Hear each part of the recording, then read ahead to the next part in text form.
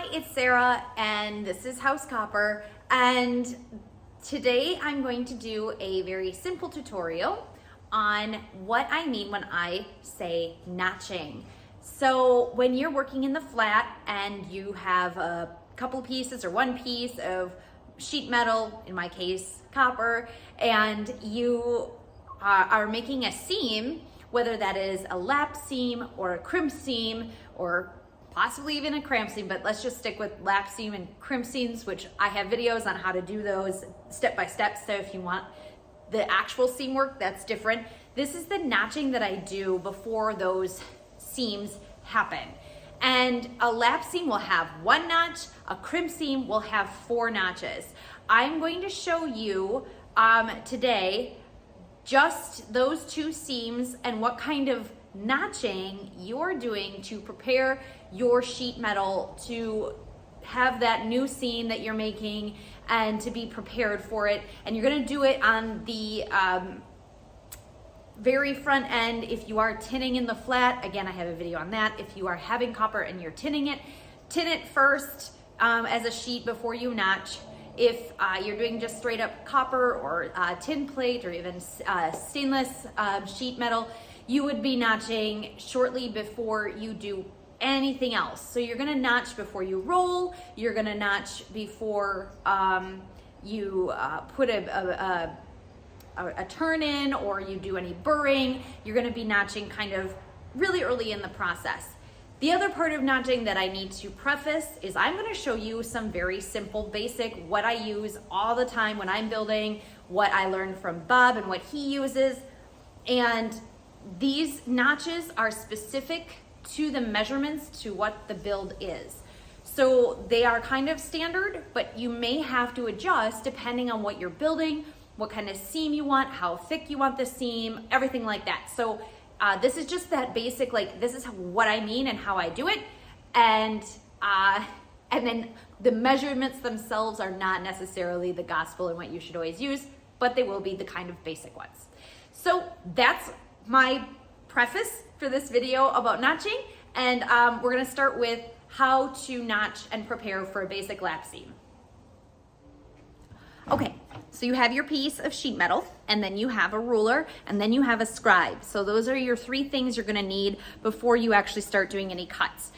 For a lap seam, what you're gonna do is you're going to pick one side. Usually it is the top where you're going to either turn it over or for a wire, or you're just going to fold it over.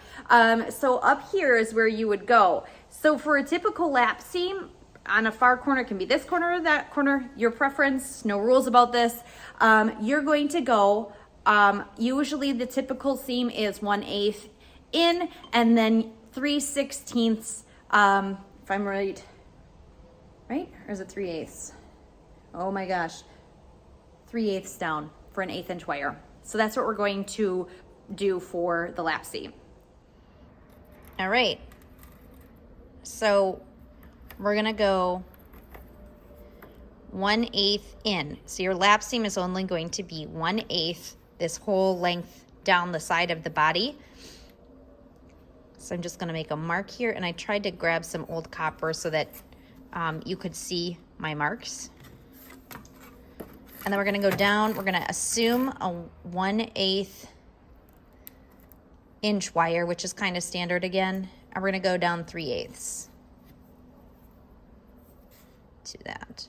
You do the best you can, unless you're lucky enough to have a notcher. And as you can see, it didn't go far enough. There we go. So next, you can do one of 2 things. And if you're lucky enough to have one of these guys, you can just bite away at your notch. So I'm gonna eat away at this right up to my lines. And there we go. We are notched for when I would roll this over, we would, and then you can also, this is another trick, here you go. You can give yourself a little cheat 1/8 down there, which will match the 1/8 up here, so that when you fold this all the way over, you can match not only your top, but you can match this corner to the 1/8 inch. I went off a little bit, but to the 1/8 inch right here, so that it's a straight lap seam all along there. So there you go. You have notched for a lap seam. Now we're gonna move to how to notch for crimp seam basic measurements. Okay, next we're going to prep notches for a crimp seam. So this you're gonna do, one side is gonna go deeper in and long down, and the other side is gonna go short in and long down.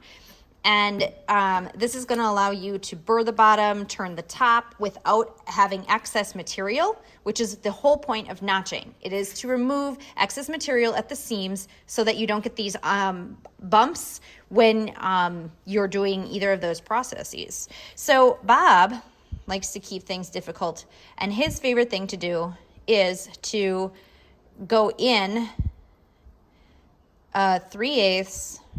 I'm remembering right. No, it's in 7/16. And then 3/8 down. And again, I'm trying to do this so that not only can you see what I'm doing, but also the marks I'm making. Okay. So there's one corner. Now, we're going to match the depth. So I'm going to go in, I don't remember what I said, but it should be 7/16.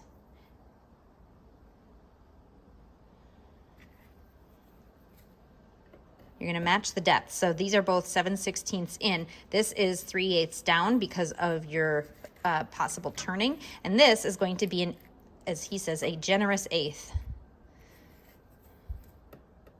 for your bottom crimp seam, actually.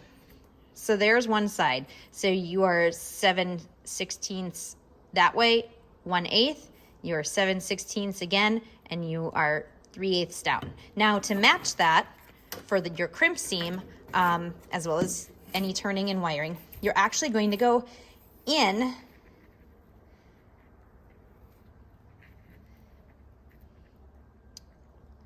let me think. You're going to go down 3/8 to match that.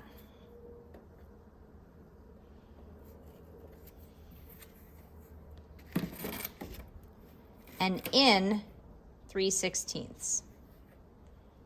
So I'm not exact here. So I'm matching the depth, so I'm going that 7/16 down, but on this side of the crimp seam, I'm going in 3/8 of an inch. Or no, 3/16, sorry. Wow, see, so many numbers. So we're going to match this for an 1/8 up.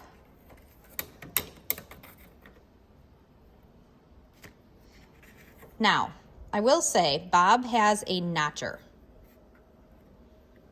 Notchers, and I'm going to show you what that is because it's really nice. Wow, I am really off here trying to do this on camera. Don't mind me. Okay, so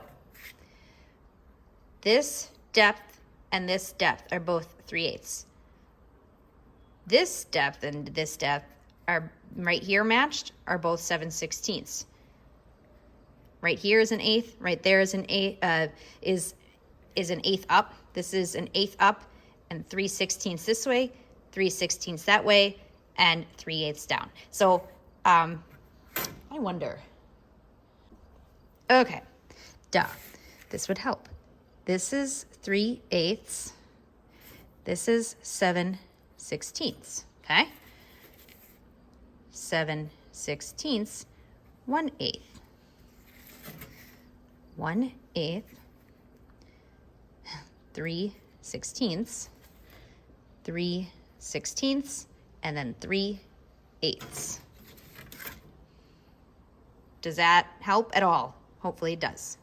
This again, you don't have to follow this exactly. Now, if you don't have a notcher, like this one, like a handheld little nibbler, you can use a notcher. And I'm gonna show you that in a little side video from Bob. So this is the notcher. This is what Bob has, and I covet it tremendously, but it allows you to make these quick cuts without having to actually individually slice and dice each little section and try not to go over. It's like perfection. But if you don't have a notcher like Bob and you are having to do literally everything by hand or with a little tiny nibbler, you can also use tin snips. You want to use straight snips. Smaller is usually better in this case. And you are going to get right up into your cuts and hopefully not have too much of a burr left over. And you're going to follow your lines. Doing it like this is, of course, not exact. So you might go over your lines. That's okay. We're talking about like 1/32, you know, of a piece here. It's not the end of the world. All right. This is my dead soft copper, I can tell. Okay. So here you go. Now you have you know, here it is without, but now you have all the preparations to bend and fold to do a traditional crimp seam. That's it. That's how to notch. That is what notching is. That is what I do anytime I'm building something. Depending on what seam I'm doing, I do something like this. So if you have any questions or any ways that you do it or any measurements that you particularly love, please share them in the comments below for everybody. You know, this is a place of sharing and not keeping our secrets tied up so that, you know, when we die, they're lost. But if you have any other thoughts or comments or questions, please don't hesitate to send them down. And don't forget to pick up Copper, Iron, and Clay or hit subscribe. Find me on Facebook or Instagram at House Copper. And that's it. So I will see you next time.